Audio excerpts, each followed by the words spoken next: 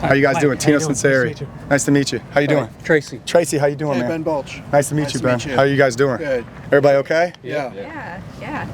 What makes you want to shake everyone's hand and introduce yourself? Is that just how you were raised, or like? Yes, ma'am. I'd like to be able to think that being from the South, that's one of the things you need to be able to do is you need to be respectful to the people that you're around, and you need to be able to make sure that you address them, be able to introduce yourself, and be able to start off on the right path. And that's what I wanted to be able to do, is make sure that you guys know that anything you guys need or anything that comes up, just be able to ask, and we'll be able to make sure that we work cohesively all year.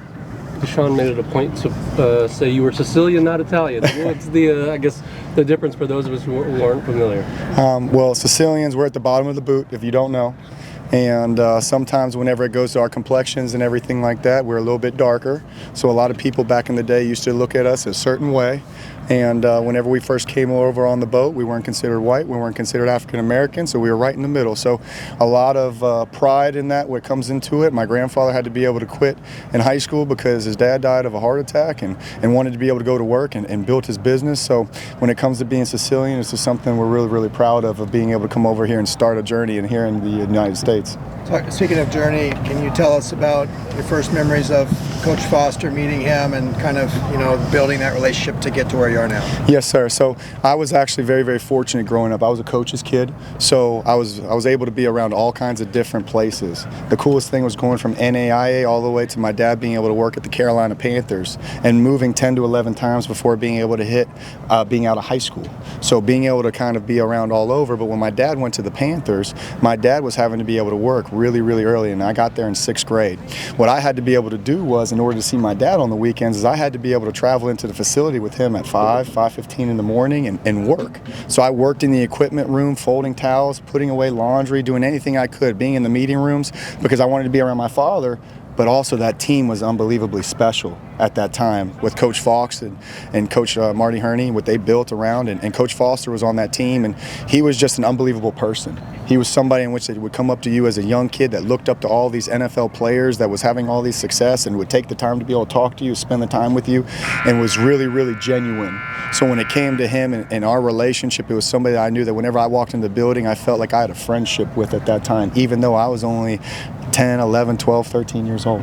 So did you keep up? How much did you keep up with him from when he left the Panthers to when you got the job here? The thing that's interesting is we did not.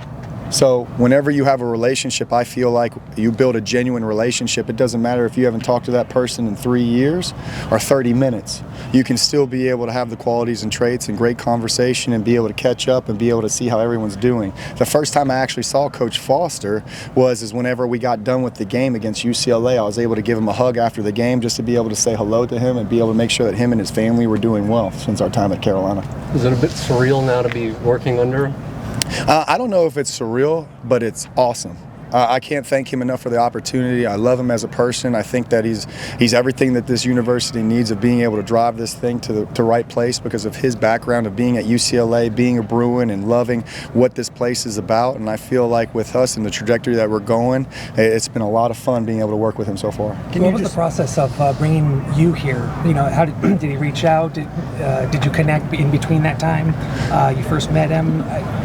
What brought you here? Yes, sir. So what happened was that at the end of the year, as we started to be able to get towards the end, is that I ended up being able to get reached out to by about 6 or 7 schools, and I started to be able to hear from a lot of different head coaches, a lot of different people that were trying to be able to hear from me, but I also wanted to be able to hear from them. I wanted to be able to make sure the situation that I'd be walking into, because I was in a situation in Indiana, which is a great place, great people, and respect for everything that they're doing there. But as I started to be able to peel back the layers and talking to each individual head coach, it just so happened that where whenever I talked to Coach Foster, the only thing that he repeatedly talked about was the players. In every situation, helping them grow, helping them learn, helping them evolve, making sure that they were going to be able to understand that life after football was more important than football itself, because what you're going to be doing for 40 years is different than 4. But being able to make sure that we're going to be able to give them the best chance and opportunity to fulfill their dreams. So after being able to talk to everybody, there was no doubt that with my heart and my mind, the only thing I could think was UCLA. Can you describe your offensive philosophy? My offensive philosophy is going to be smart, physical, fast, poised, and disciplined.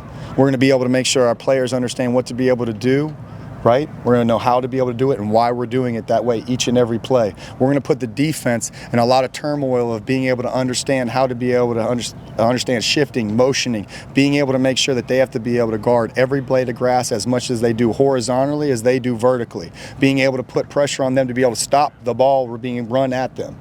We need to run the football, control the line of scrimmage, being able to make sure that these guys have to be able to understand that our big linemen are going to be able to come off that ball with physicality, while then being able to play action pass, RPO, and take the things that now all of a sudden, if they try to take that runaway, we can now be able to maximize with what they're trying to do. What do you see from the players that are out there already? I know it's only 1 week, but anyone stand out? I see that everybody is giving immense effort. This is a great group of guys that wants to be able to be coached hard. They want to be able to learn. They want to be able to understand the reasons for what they're doing and why they're doing it that way. But there's a lot of coaching going on right now, which is great. And they're being able to hear a lot more information, new information, of being able to allow themselves to be able to go out here so that they can be able to make sure that they can do the best thing they can do in life. Make a highly educated decision based on the circumstances and situations that they're in that game. So what we have to continuously do is we have to be able to make sure that these guys understand exactly what's going on, what exactly we're asking of them, so that they can be able to go out there and be able to make sure that they can be able to produce, because it's not what we know, it's what our players can apply. How involved have you been in play calling before this? So whenever it came to Indiana, there wasn't really a play that was called that was a pass that Mike Shanahan wouldn't call to me and ask me if I liked that. Going into each and every series, it was one of those deals, whether it came to RPOs, play action pass, drop back pass, anything with the quarterback being able to make that throw, I was the one being able to make sure that Coach Shanahan understood this is what I liked and what I wanted to be able to go to. And then we would be able to formulate our menus in games off of that. And we would be able to talk cohesively back and forth with Coach Signetti being able to come in and be able to chime in whenever he felt fit and whenever he needed to. But me and Coach Shanahan were able to do that together. So do you have full autonomy here at UCLA? Yes, sir. We're being able to make sure that I'm installing everything that I want to be able to. We're expanding on what we did. We're being able to make sure that we're going to be able to do more than we did at Indiana, while trying to be able to bring the philosophy of what Indiana is about, or what I've been around with Coach Signetti. Let me say that, Coach Signetti, not Indiana, because it's Coach Signetti's philosophy, which is a Saban philosophy, which is what I believe in too, which is being able to make sure that you're disciplined and understanding what you're trying to be able to do, to be able to have the poise to be able to execute and play great late in games. What have you thought of Joey so far?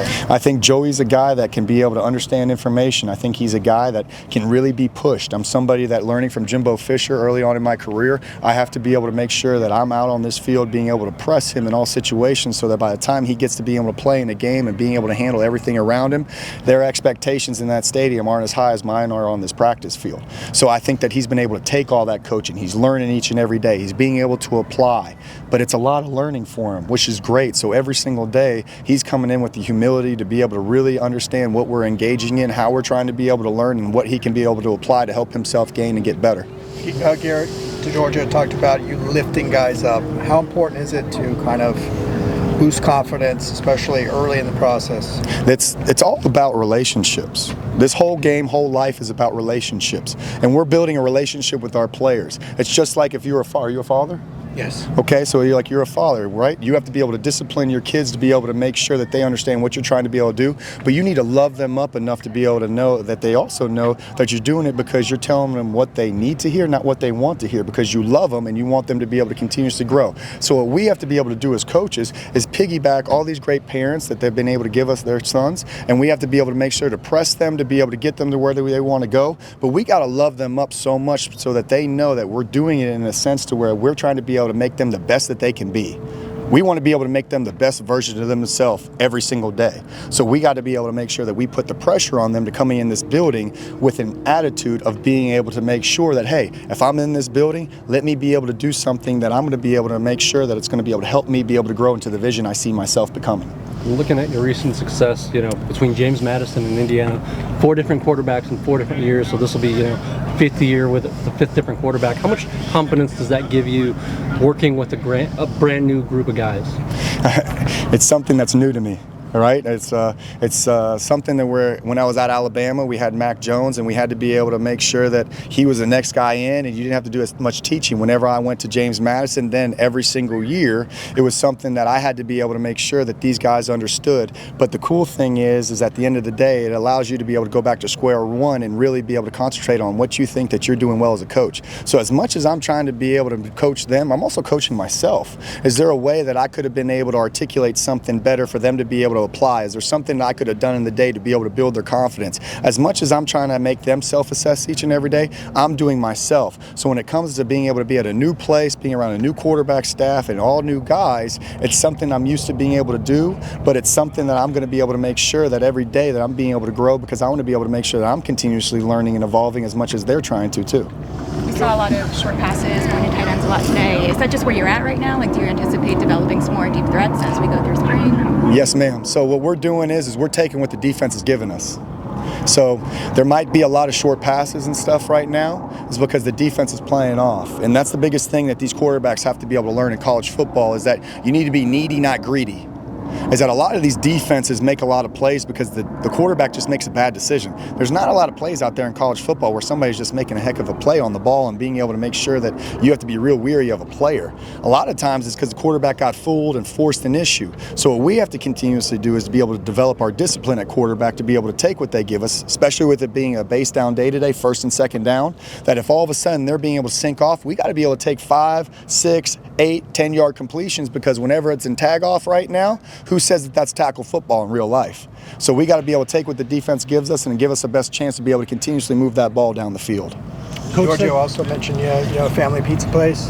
Yes, sir. Can you tell us about that? So whenever my grandfather started his place in the Strip District and got done, my uncle started Sunseri's, and then off of Sunseri's in Pittsburgh, they started Bellinote, and now Bellinote is where I actually got my first job. I was a busboy at, and it made me learn really, really fast that I need to work as hard as I can, because that's something that I didn't want to do, is have to clean up after people like that, right? Gave me a little bit extra motivation, but it allowed me to be able to also do the most important thing, was be around family, be able to help them as much as I could, because with being an Italian, you also know that family's everything to me, so I love being able to help my Uncle Nino, my Uncle Jimmy, and everybody down there at the store as much as I possibly can. And that's still there today? Yes, sir, it's still there. And what's the special on the menu? What's the best thing to eat? Well, the best thing that I love is whenever I go to the pizza shop is that they do their sliced pepperoni.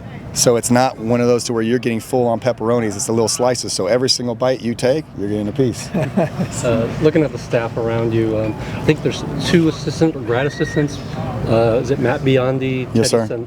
Todd Centeo. Yeah. What do they bring as far as helping these guys learn your system? Well, let me first talk about my staff that Coach Foster and myself were able to put together, and Andy Kwan being able to come with me, that had familiarity at Alabama, unbelievable guy, unbelievable coach, has been able to develop players all over, has a really, really unique way of connecting with his guys, does a great job. AJ, our running backs coach, does a great job of being able to make sure to keep these guys disciplined, balanced, base. I mean, he's on top of it. We've had very, very minimal MAs with everything that the backs are going on right now. Super, super pleased with him, and also a great guy whenever it comes to being able to recruit, also with Andy. Our receivers coach, Burl Toller, is a guy that's having it to where he's a guy that has high energy, really, really good relationships with his guys, being able to make sure that he's really tuned into everything going on. Great recruiter, unbelievable in the room. Jerry, man, I'm so happy that he was here. It's something that he has a pride for UCLA. He's built around this place. He's played here, and a very, very smart football coach. He's somebody that adds into that room, and he's somebody that we know that we can be able to lean on to be able to have it to where he can bounce ideas, because what I wanted to do is I wanted to create a space to where people knew that you didn't have to sit there with your lips sealed. I wanted you to be able to come into that meeting, and I wanted you to be able to bring your ideas, because being able to see through 4 or 5 different lenses is way better than one, and it allows the expansion of thought process, and it allows conversations to be able to go. Todd Centeo and Matt Biondi, I have a really big familiarity with, because Matt Biondi I've known since 2016 at Florida State when he was the student assistant for myself. Whenever he would do all my computer work, he's somebody that's working with the quarterbacks that I ultra trust. He's the first guy that I've allowed in my quarterback room to be able to learn what I'm teaching to the quarterbacks. In my 4 years, I've never had a GA or an analyst. He's the first guy. And then Todd Centeo is a guy that played for me in the Sun Belt whenever we brought him over from Colorado State, and I put him into the receiver room so he'd be able to help those receivers be able to get a quarterback's perspective about exactly what's being asked of them, so that they can be able to expand their game, so they can be able to know more than just what they're doing as a receiver, but they can be able to make sure they know the entirety of what we're trying to do as a unit. Two more questions, guys. Coach Foster said that obviously he wants your offense to, he wants you to operate the offense as you do, but he has ideas. What ideas has he brought to you? What is the meeting of the minds like with you and Coach Foster? Well, I think the biggest thing right now that coach is trying to be able to implement is just overall, just culture thoughts. Let's be physical. Let's be fast. Let's move people around.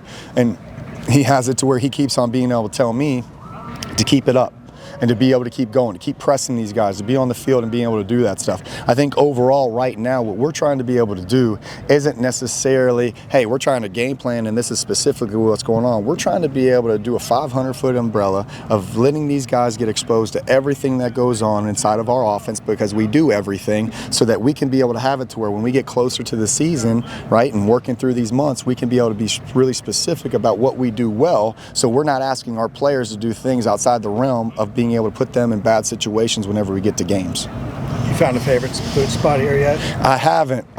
Me and my wife, I'll tell you what, we've been going around as much as possible though, because we're expecting this month. I'm expecting a baby boy. So right now I've been asking her what she's wanted each and every night, and whatever she's craving, that's where we're going. I got an Italian place for you. Okay. Via Veneto, on the border of Venice and Santa Monica. Yes, sir. I'll have to be able to check it out. It's a good date night spot. Okay. Not a lot of good pizza out here. Okay. It's okay. It's okay. We'll be able to make whatever work. But is that it? Yeah. Thank you guys so much. Thank you guys. Nice Thank you guys so to much. meet Nice meeting you guys.